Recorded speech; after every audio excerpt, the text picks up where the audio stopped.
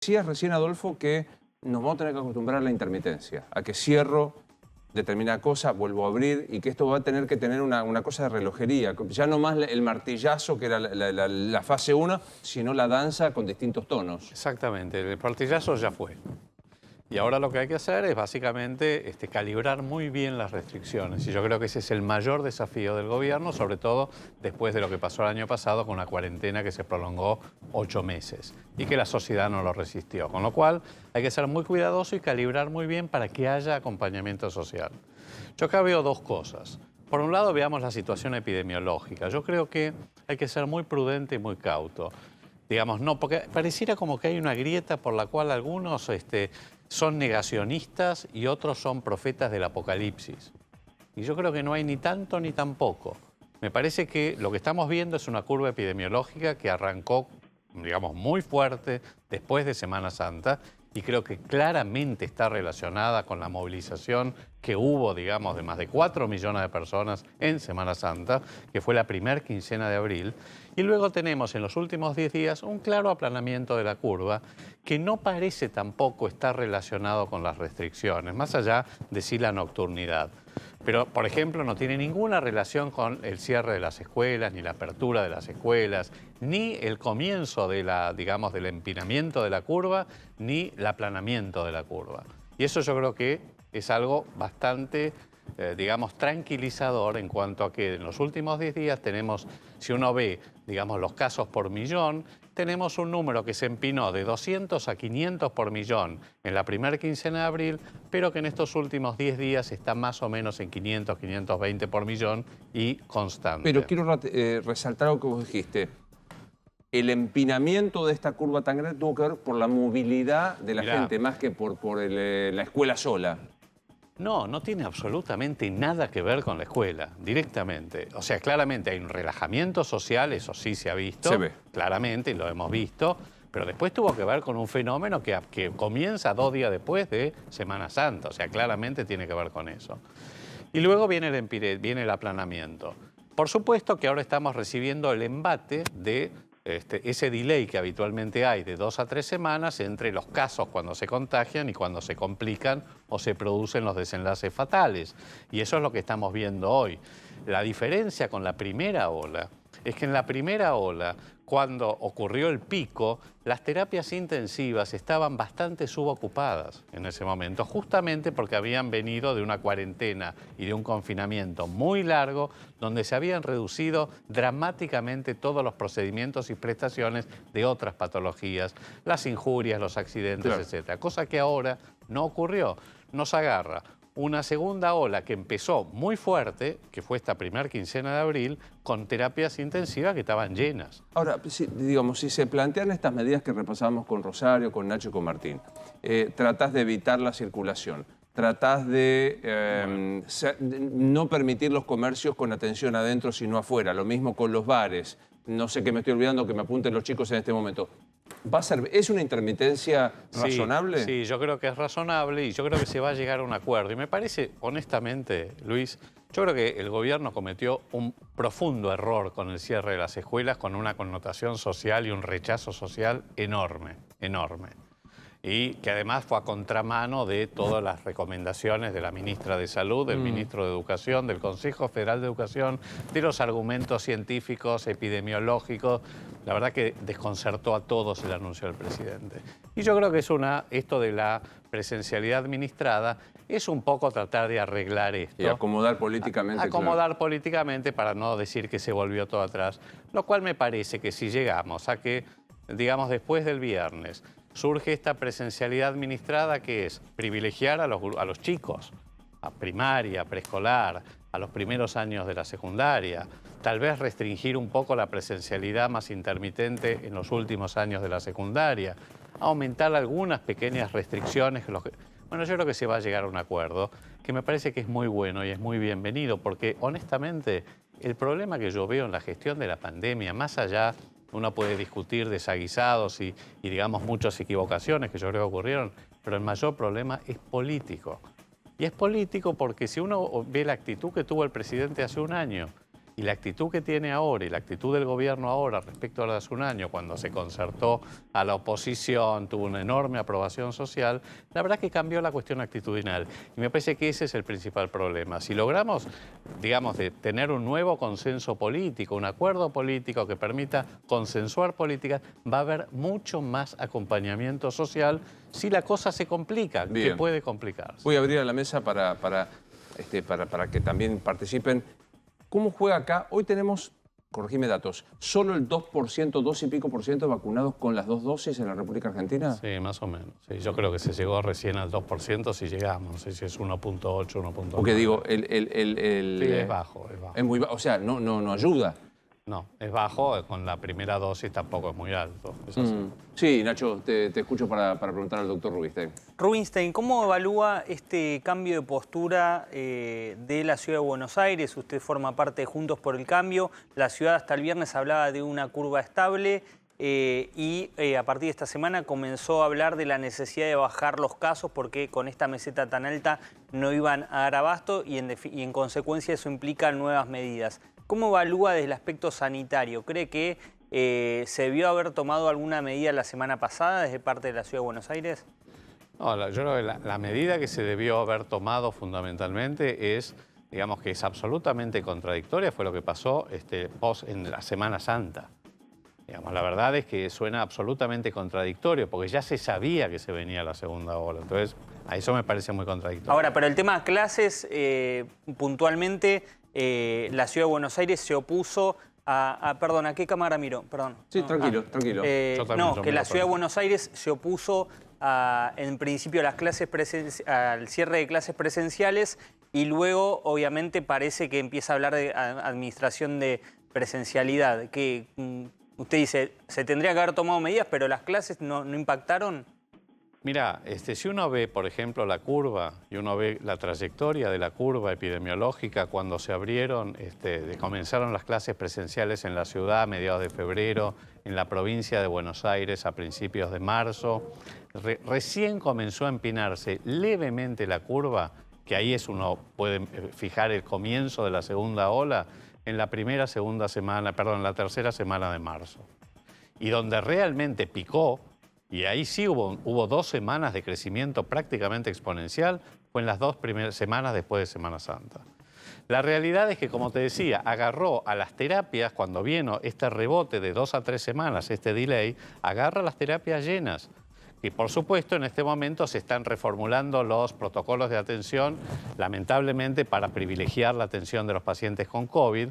Vamos a ver qué pasa. Todavía el sistema es muy resiliente, o sea, más allá de que está muy tensionado y que en algunos puntos está efectivamente saturado, sobre todo en el interior, el sistema es resiliente. Digamos, no es que va a haber, y la verdad que no avisoro que haya ningún colapso por ahora en la medida que sigamos, por supuesto, con la curva como está ahora bastante aplanada. Por supuesto que estamos con una altísima meseta con muchos casos y entiendo la preocupación, por supuesto. Bien. Pensando en esto, ¿no? Digo, ¿vos crees que la actividad comercial se puede sostener tal cual la conocemos hasta ahora? Digo, actividad comercial, uso del transporte público, ¿o hay que apretar todavía un poco más? Yo creo que en este momento hay que calibrar. Calibrar vamos a ver las nuevas medidas que se anuncian, espero que haya consenso, seguramente va a haber un poco más de restricciones, pero justamente lo que te digo es que hay que calibrar bien para no irse del otro lado y que eso se acompañe entonces de un incumplimiento de la norma, porque eso es lo que pasó el año pasado. Claro. Por más que vos se metías normas... Claro, vos decís, como dijo el presidente, no me acuerdo si fue en agosto o septiembre, voy a apretar el botón rojo. Y todos sabíamos que no podía apretar el botón rojo porque nadie lo iba a acompañar. Y eso es lo que no se puede hacer. Entonces, yo creo que el año pasado se cometió una equivocación que me parece que tuvo mucho que ver con, bueno, yo lo planteé el año pasado, con ese entrampamiento de la cuarentena, digamos, de quedar entrampados y no saber cómo salir. Por eso me parece muy importante que no se utilicen las restricciones como el único recurso para controlar la epidemia, porque hay otros. Más allá de la vacunación, que es otro capítulo, con muchos problemas, tenemos que ampliar los testeos. tenemos que ampliar los testeos y los rastreos y detectar tempranamente los casos y búsqueda activa, justamente para tratar de mitigar la expansión de la epidemia. Bien. Y tenemos que concientizar mejor sobre todo a la población en edad productiva, que es la que hoy está circulando. ¿Por qué se infectan los más jóvenes? Pues son los que circulan. Los adultos mayores o se guardan más y se cuidan. Y muchos tienen vacunación. Exactamente. Y los mayores de 80 años, el 70% Total. están vacunados. Déjame ver qué pasa en Casa de Gobierno. ¿Hay novedades del presidente, Gabriel? Estamos esperando la salida del presidente de la Nación después de un día muy agitado a partir de la reunión que ha tenido con los gobernadores y con el jefe de gobierno, Horacio Rodríguez Larreta. Y volviendo al tema de los gobernadores y la reunión con el presidente, también ha quedado, me parece, en acuerdo un punto que tiene que ver con la extensión y la expansión de la pandemia. Recién hablaban con Rubinstein de lo que pudo haber acontecido en Semana Santa, con mucha gente circulando por el país. Lo que gobernadores y aquí los representantes del AMBA, tanto el gobernador de la provincia de Buenos Aires como el jefe de gobierno porteño han establecido, es que hay un epicentro de la pandemia o de esta segunda ola, que nuevamente es esta zona donde estamos nosotros, el AMBA, y que de aquí, al no haber restricciones interjurisdiccionales para la circulación, se puede extender hacia el interior del país aún más de lo que ya está extendida. Esta preocupación la vieron tanto el presidente como, reitero, Horacio Rodríguez Larreta, el propio gobernador Axel Kicillof, pero también los gobernadores del interior del país. Bien. Mientras estamos viendo la imagen del auto del presidente de la Nación, allí en la salida de una de las explanadas, reitero esto que estás diciendo, Gabriel. No se va a restringir el transporte interjurisdiccional o la circulación interjurisdiccional, lo cual hace temer la expansión del virus hacia el interior, ¿verdad? Esto, es decir, lo que estamos diciendo, Luis, es que no hay en estos momentos. Por lo pronto no se ha planteado la posibilidad en la reunión. Después, lo que decida el presidente de la Nación a partir del DNU, que seguramente nos lo va a informar el viernes, bueno, ahí va a haber que prestar atención. Pero la situación hoy es que no hay restricciones de ese tipo. Por lo tanto, el virus, si se potencia aquí en esta zona del AMBA, seguramente va a irradiar muy rápidamente al interior del país. Y esto también lo tienen muy en cuenta los gobernadores a la hora de evaluar las medidas restrictivas también en sus distritos. O sea, no hay ninguna posibilidad, Rosario, de que el anuncio sea mañana. Esto parece totalmente descartado. Todavía resta definir lo que va a pasar en la provincia de Buenos Aires, sobre todo por el sistema de fases que tiene de 135 distritos. Ya hay más de 100 distritos con alerta epidemiológico en la fase más restrictiva. En la provincia dicen, queremos más restricciones, que no se toque la construcción, que no se toque la industria y el agro. Después estamos dispuestos a ir a todas las restricciones y resta una charla final entre Alberto Fernández y Axel Kicillof, que hay que ver si es telefónica, si se reúnen de vuelta para terminar de resolver las medidas, que es clave para el AMBA. A ver, Nacho, si podemos, como hicimos al comienzo, con la ayuda de material gráfico, repasar este borrador de medidas para analizarlas con el doctor Rubinstein, por favor. Bueno, Luis, en principio estas son todas medidas que están en análisis. Algunas te diría que pongo 100 sobre 100 que van a hacer, Bien. Algunas no. Atención en los negocios puertas afuera, esto es que el dueño del local se acerque hasta la puerta y reciba al cliente, le entregue el producto y se retire, que no haya apertura de salón. ¿Esto sería 100 sobre 100? Esto es 100 sobre 100. ¿Está bien esta medida, Adolfo? Sí, diría que en el marco de mayores restricciones es atendible. Te diría, si esta medida no la toma el presidente, la va a tomar Larreta. Directamente. Bien. Larreta directamente. Segunda medida, que Bueno, en el borrador que se maneja hasta ahora. Reducción de esenciales, esta es clara, es contundente. Va a haber un listado menor de personas que puedan subirse al transporte público. Siguen siendo muchas las categorías que pueden acceder al transporte público. Creen que tienen que bajarlo. Hay imágenes muy fuertes. Hoy hubo imágenes muy fuertes en el transporte público. Luis, pese a que el gobierno dice que hay que controlar, bueno, no terminan de ser del todo efectivos los controles en el transporte público. Lo complico al director, porque me gustaría ver imágenes que vimos hoy del Sarmiento. Ah, sí. Que me parece que grafican esto que vos estás diciendo. ¿Por qué es impresionante? Cuando vos me digas, ¿hay que reducir el número de los que tienen permiso para circular? Probablemente. Lo que veo es que es muy difícil de ponerlo en práctica, porque, digamos, esto hay que controlarlo, hay que inspeccionar, hay que, digamos, vigilar, y lo veo muy difícil. Pero mira estas difícil. imágenes. No, está claro. El tema, ¿sabés cuál es? Cómo la gente puede acompañar esto cuando las necesita. Digamos, tenemos un país que, no te voy a repetir la cifra de pobreza, la informalidad que supera el 50%, ¿cómo haces para que la gente no vaya a trabajar? Sobre todo los que tienen que movilizarse del conurbano a la Ciudad de Buenos Aires. Es muy difícil. Porque es muy impactante ver esto. Quiero decir, esto es hoy a la tarde, primera imagen tomada en video desde afuera, lo que son los andenes. Es la estación de Castelar. Esto es Castelar. Eso es Castelar. En el de Sarmiento. Sí. Pero es muy fuerte ver el adentro, ¿no? Porque hasta ahora recuerdo, y lo contó aquí el malogrado ministro Meoni, que decía las ventanillas abiertas, los colectivos una sí, una no, pero mira adentro. Y este es el principal problema, las estaciones intermedias, porque pueden controlar en Constitución, pueden controlar en paradas importantes de la provincia de Buenos Aires, pero en las estaciones intermedias como Castelar termina sucediendo las imágenes que se ven, ¿no? Gente que sube de una localidad a otra y que no es controlada. Bueno, y ahí es un llamado a la ministra Frederick, ¿no? Fuerzas federales, te tenés que encargar del tren, tenés que controlarlo. Después no le podés reprochar nada a Larreta. Cuando el gobierno no hace su parte, todo lo que después dice la ciudad está en deuda.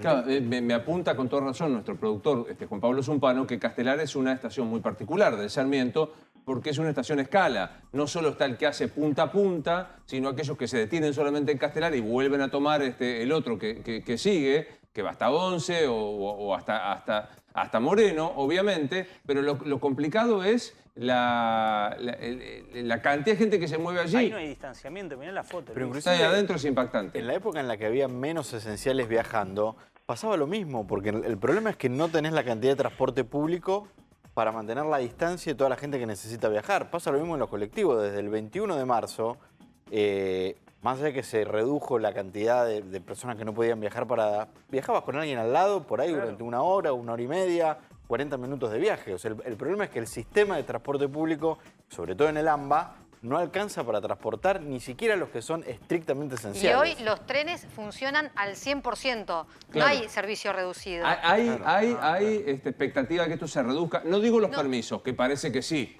Que se va a hacer un control mayor y que se va a reducir. Pasa que son más de 100 actividades esenciales. Ahora, ¿cuál eliminás? ¿Cuál bajás? ¿Cuál sacás? Es la discusión que va a quedar durante las Es un próximas poco lo que horas. planteabas vos, Adolfo. Exactamente, el tema es que es una trampa en este momento, es un serio problema porque es muy difícil volver para atrás. Es muy difícil que la gente acompañe. Entonces vos podés decir, bueno, no tenés el permiso, pero después la gente lo va... O sea, es muy probable que lo incumpla porque tienen necesidades.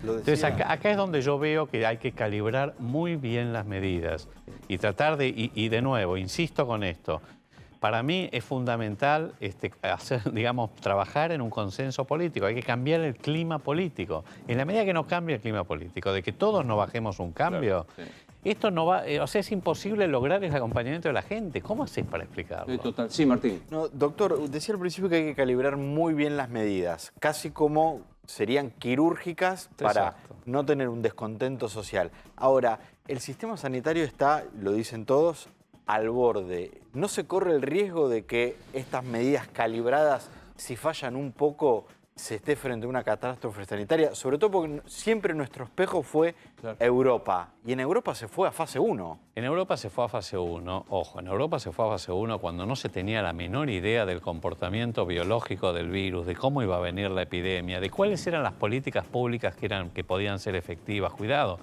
lamentablemente se encontraron al principio y ahí nosotros algo aprendimos de la total y absoluta incertidumbre de un evento inédito en la humanidad. Fue diferente la situación. Nosotros no llegamos a eso. Comparto la preocupación de Martín. Esta semana Italia reabrió. Habían ido a un confinamiento bravo en Italia. Sí. Digo, este fin de semana. Y París estaba también complicado. O sea que no es que fue solo en marzo o en diciembre del año pasado, de lo anterior. Fue ahora que... Pero ahí tenés dos cosas.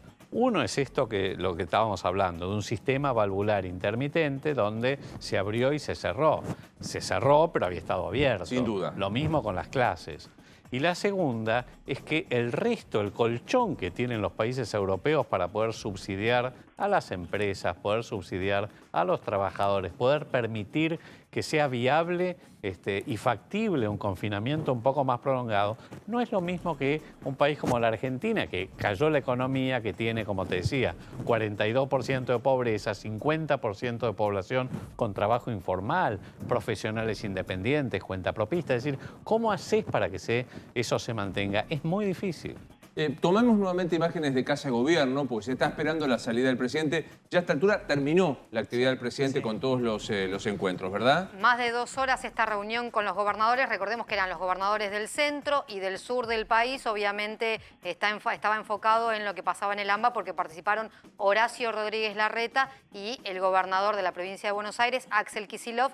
Se veían a través del Zoom con Alberto Fernández después de las fuertes diferencias de las restricciones anteriores. Mañana habría una reunión entre los 3 jefes de gabinete, Luis. Entre los 3 jefes de gabinete, Santiago Cafiero, Felipe Miguel y Carlos Bianco, una reedición de lo que fue el encuentro de ayer, en el que de alguna manera se dio un primer paso como para acercar posiciones. Las medidas que se tomen mañana, Adolfo, tienen que ser mostradas con el mayor consenso, tener la convicción de que no son in eternum, que vamos a estar a la espera de los viernes como estuvimos el año pasado. Me parece que es por ahí, ¿no? Sí. Es por ahí, me parece que sería una excelente, digamos, vista si pudiéramos observar en vivo y en directo ese consenso, el mismo consenso que se había logrado en los primeros meses del año pasado. Eso sería una señal contundente. Me parece que todos tienen voluntad de ceder un poquito. Y me parece que está bien. Más allá de que uno puede decir, no, la verdad que no necesitamos más restricciones, o el otro piense, no, tengo que tener las escuelas cerradas, cedamos todos un poquito, logremos un consenso y empecemos a transitar un nuevo camino. Gracias por venir como siempre. ¿Va a ser candidato a diputado? No, que yo sepa hasta ahora no, yo estoy en la Unión Cívica Radical, en Juntos por el Cambio, pero no tengo ningún ofrecimiento ni nada que por ahora se le parezca. Estoy militando, me parece que es una voz importante que todos tengamos una oposición que propositiva y eso es lo que yo intento hacer. Gracias por venir, muy amable. No, gracias.